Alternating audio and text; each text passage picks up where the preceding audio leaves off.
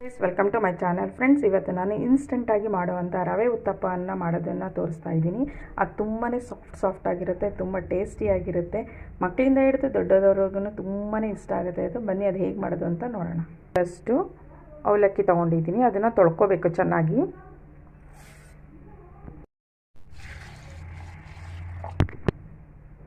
ಚೆನ್ನಾಗಿ ತೊಳ್ಕೊಂಡು 5 ನಿಮಿಷ ನೆನೆಯಕ್ಕೆ ಇಡಬೇಕು ಇದನ್ನು. ಈಗ 1 ಕಪ್ ಅವಲಕ್ಕಿಗೆ 2 ಕಪ್ಪು ಮೀಡಿಯಮ್ ರವೆ ತೊಗೋಬೇಕು.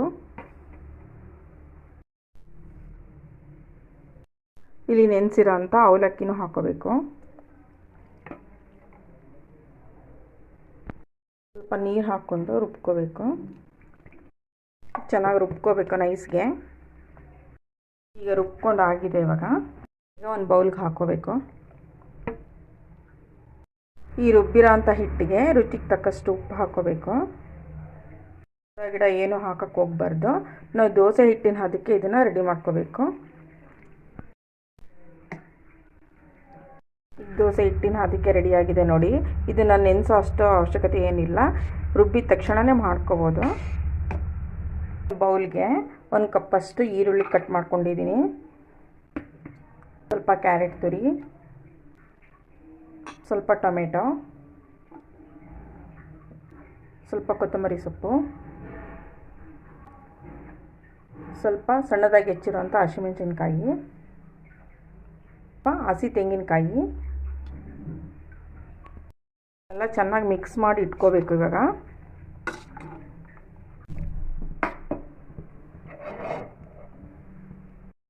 ದೋಸೆ ತವ ಕಾದಿದೆ. ಇವಾಗ ಸ್ವಲ್ಪ ನೀರು ಹಚ್ಕೋಬೇಕು.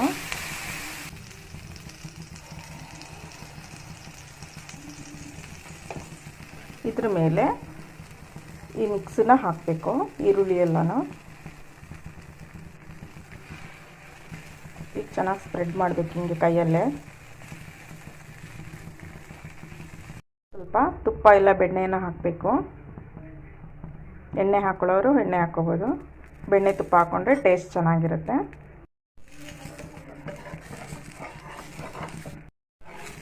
ಆಗಿದೆ ಇವಾಗ ಇದು.